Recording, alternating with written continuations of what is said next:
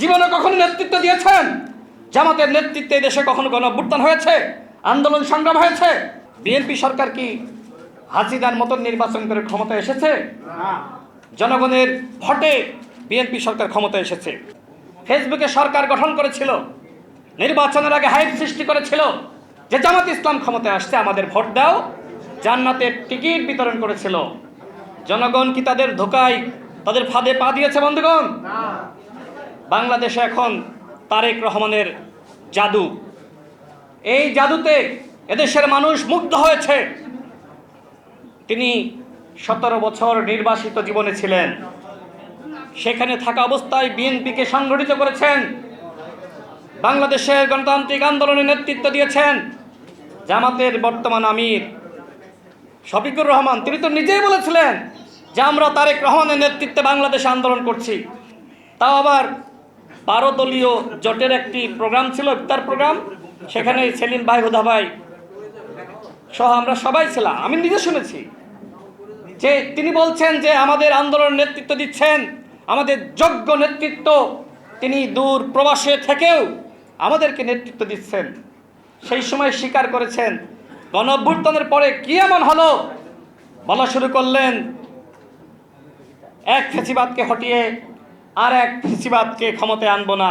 Falcon aluminium multilayer anodised হওয়ায় সম্পূর্ণ scratch proof. Falcon aluminium.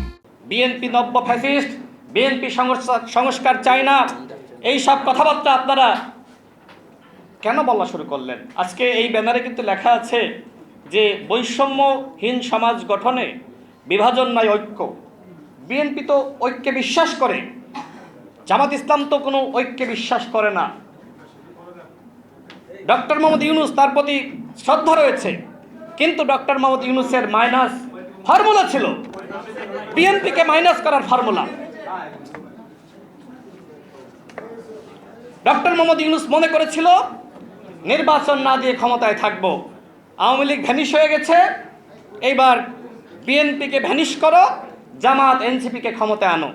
এই প্ল্যান ডক্টর মোহাম্মদ ইউনূসের ছিল। যেহেতু আমাদেরও তো দু একজন কাছের মানুষ সরকারে ছিল, অনেক তথ্যই তো পেয়েছি।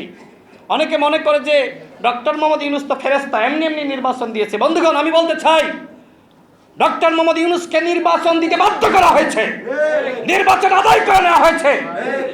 এই জামাত ইসলাম কি নির্বাচন চেয়েছিল? এনসিপি নির্বাচন চেয়েছিল? ওরা বলেছিল 12ই ফেব্রুয়ারি বাংলাদেশে কোনো নির্বাচন হবে না, বলেছিল না? আমরা নির্বাচন আদায় করে নিয়েছি। বন্ধুগণ, আজকে নির্বাচিত সরকারের বিরুদ্ধে যারা গণঅভ্যুত্থানের হুমকি দিচ্ছে, এরা অপরাধ করছে, অন্যায় করছে। বিএনপি সরকার কি হাসিনার মতন নির্বাচন করে ক্ষমতা এসেছে? জনগণের ভোটে বিএনপি সরকার ক্ষমতা এসেছে। সুতরাং এইসব গণঅভ্যুত্থানের হুমকি দেওয়া বন্ধ করেন।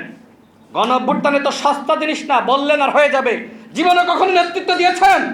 জামাতের নেতৃত্বে দেশে কখনো গণঅভ্যুত্থান হয়েছে, আন্দোলন সংগ্রাম হয়েছে? গণঅভ্যুত্থানের একজন নায়ক নাহিদ ইসলাম, তিনি নিজেই বলেছিলেন বাংলাদেশের জনগণ জামাতের নেতৃত্বকে গ্রহণ করবে না। আমার লজ্জা লাগে, দুঃখ লাগে। নাহিদ ইসলাম কি করে এই কথা বলার পরে জামাতের আমির ডাক্তার শফিকুর রহমানের নেতৃত্বকে মেনে নিলেন, গ্রহণ করলেন? এইটা গণঅভ্যুত্থানের সাথেই অপরাধ, অন্যায়, আমাদের জন্য লজ্জার।